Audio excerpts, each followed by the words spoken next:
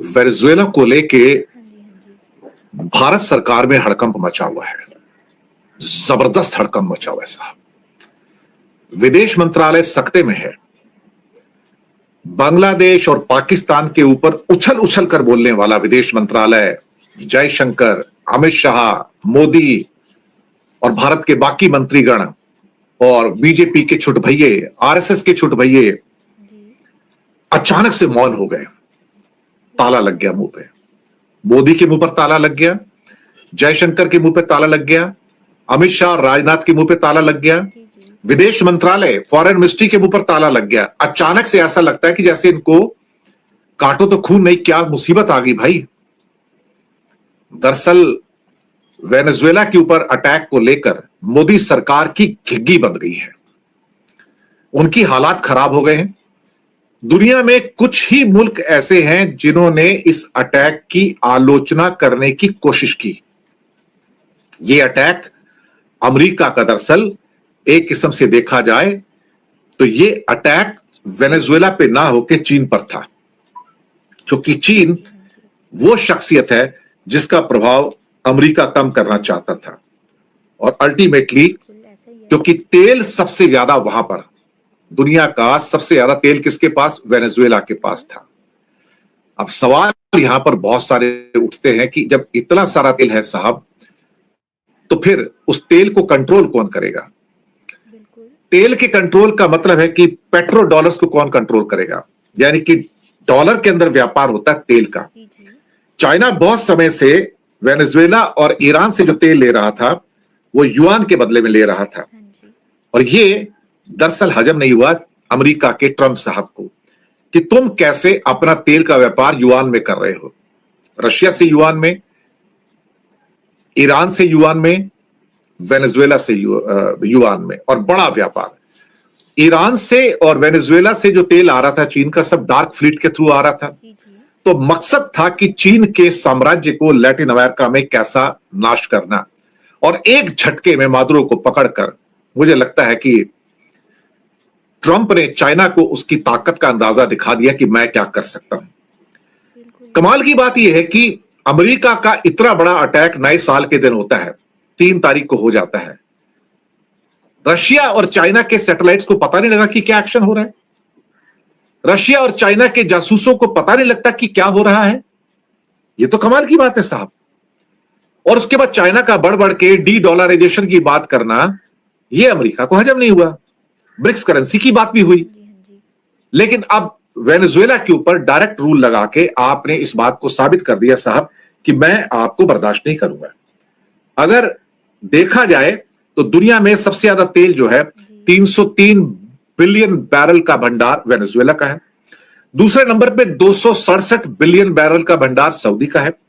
तीसरे नंबर पे ईरान का 209 बिलियन डॉलर का भंडार है। इसका मतलब करीब करीब 500 बिलियन डॉलर तो ये दोनों देश है, वेनेजुएला और ईरान, जिसके ऊपर चीन का प्रभुत्व है। तो चीन के प्रभुत्व को अगर तोड़ना है तो उसके तेल के प्रभुत्व को तोड़ना बहुत जरूरी है। चौथे नंबर पे दुनिया हैरान होगी, सबसे ज्यादा तेल जो है कनाडा के पास है 163 बिलियन बैरल, और फिर इराक के पास 145 बिलियन बैरल। अब इसमें अगर वेनेजुएला और ईरान का तेल अमेरिका ब्रेक कर देता है, तोड़ देता है चीन के हाथों से, तो चीन पंगु हो जाता है। लड़ाई तो चीन के खिलाफ थी ना सारी। चाइना की मिलिट्री पावर को अमेरिका ने यह बताया कि देख, एक 24 घंटे के अंदर मैं क्या कर सकता हूं, और मैं किसी भी राष्ट्रपति को, राष्ट्राध्यक्ष को पकड़कर उठाकर गिरफ्तार करके भी ले जा सकता हूं।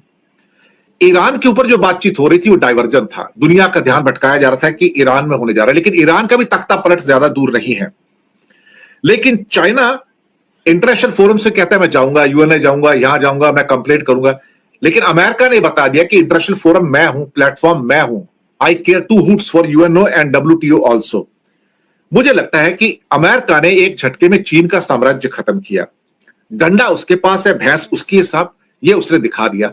और एक चेतावनी दे दी चीन को कि ताइवान को अभी इतनी जल्दी हड़पने की कोशिश मत करना जब तक कि मैं तुम्हें परमिशन ना दूं। ये मैसेज यूरोपियन यूनियन को भी है कि संभालना है तो भैया तुम अपनी लड़ाइयां खुद संभालो, मैं तुम्हारे लिए कुछ नहीं कर सकता। अब सवाल ही पैदा होता है कि वेनेजुएला से ज्यादा यह अटैक चीन पर था। चीन की जासूसी संस्थाएं फेल हो गई ये एंटीसिपेट करने में। दुनिया में कोई एंटीसिपेट नहीं कर पाया कि अमेरिका का अटैक आ रहा है साहब। रात के 1:30 पर अटैक आता है, और उसके बाद अब असली खबर यह है कि इस अटैक के बाद किसने क्या कहा।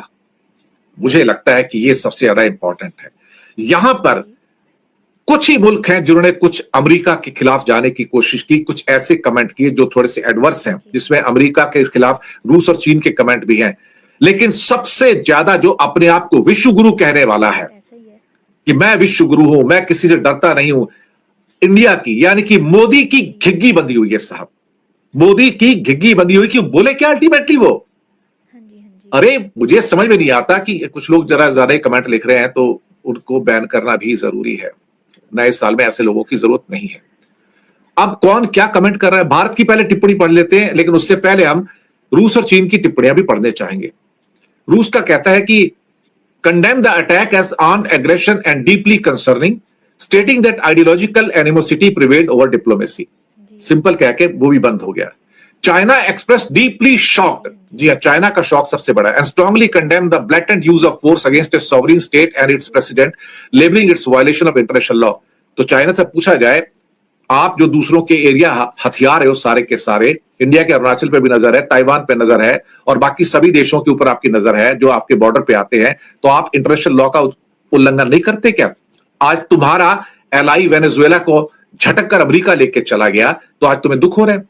Iran describe the strike as a gross violation of sovereignty, लेकिन ईरान तो खुद तख्ता पलट पे आ रहा है, वहां भी अमेरिका की सरकार रहने जा रही है, उनको भी ज्यादा वेट करने की जरूरत नहीं। ब्राजील की भी हिम्मत पड़ी कि America cross the unacceptable line, की एक रेड लाइन क्रॉस कर दी है। मैक्सिको कहता है कि we reject this military action. Argentina कहता है हम तो बहुत बढ़िया अमेरिका के साथ में है, it's excellent for the free world. Colombia कहता है कि I am deeply concern, Colombia next target होने जा रहा है। और क्यूबा कहता है ये कॉवर्डली यूएस एग्रेशन है, स्टेट टेररिज्म है। चलिए ठीक है, क्यूबा का भी नंबर आ रहा है अगला, कोई बात नहीं, यहां पे हम अमेरिका के साथ में है। वेस्टर्न और यूरोपियन रिस्पॉन्स क्या है? ब्रिटिश प्राइम मिनिस्टर की स्टॉर्मर कहते हैं कि हमारा इसमें कुछ भी पोजीशन नहीं है, वो अमेरिका का काम है, क्या करता है, पीसफुल ट्रांजिशन हो रहा है तो होने दीजिए। यूरोपियन यूनियन वो क्या कहते हैं? वो बोलते हैं कि मादुरो लैक द लेजिटिमेसी, इसका मतलब उसका जाना उचित था। तो यूरोप पूरा का पूरा अमेरिका के साथ खड़ा है। फ्रांस ने कहा कि ये पीसफुल ट्रांजिशन है लेकिन अच्छा है। इटली कहता है कि लेजिटिमेट है लेकिन हाँ मिलिट्री फोर्स थोड़ा नहीं करना चाहिए था। इजराइल कहता है bold and historic leadership. United Nation का क्या कहना है? एंटोनियो गुटेरेस का, it's deeply alarmed stating that the operation was a dangerous president, potentially violates international law. African Union ने भी थोड़ा रेस्ट्रेन रखा और कहा कि देखते हैं क्या होता है। साउथ अफ्रीका कहता है अनलॉफुल है। अब पब्लिक रिएक्शन क्या है? पब्लिक रिएक्शन कौन पूछता है यहाँ पर, वो सब बेकार की बातें हैं। थोड़े बहुत प्रोटेस्ट आगे पीछे हो जाएंगे तो उससे होगा क्या। लेकिन समस्या सारी यहां पे पैदा होती है कि जो अपने आप को विश्व गुरु बोलते हैं so called Russia and China, उनके कमेंट्स तो तगड़े आ गए। अब भारत क्या कह रहा है साहब? भारत की तो हिम्मत ही नहीं पड़ रही साहब, भारत की खिग्गी बंधी हुई है। हालात क्या है कि भारत की ओर से क्या कमेंट आया मैं ऑफिशियली आपको बता देता हूं। Modi government as on January 4 today, as on 4th January today, has not issued any official political statement either condemning or supporting the United States military operation in Venezuela. कुछ नहीं कहा, बिल्कुल स्टॉइक साइलेंस है उसके ऊपर। और उसके बाद एक दो तीन चीजें कही उन्होंने। 3 जनवरी को कहा कि travel advisory, ministry of external affair, विदेश मंत्रालय भारत का, फॉरेन मिनिस्ट्री, जो घोड़ों पे सवार रहता है बांग्लादेश और पाकिस्तान को लेके, बड़ी बड़ी बातें करता है, उछलता रहता है। जैसे कैसे उछलता है? आपने वो पॉट के अंदर पॉपकॉर्न देखे है ना, तो जब उनको गर्म करते हैं पॉपकॉर्न को तो कैसे जंप मारते हैं, तो हमारा विदेश मंत्रालय और हमारे बीजेपी के मंत्री ऐसे जंप मारते हैं पॉपकॉर्न की तरह टोटल मिला के। लेकिन वेनेजुएला के मामले में ऐसा लगता है कि सबके पॉपकॉर्न ठंडे हो गए हैं और कुछ भी कहने से उन्होंने इनकार कर दिया।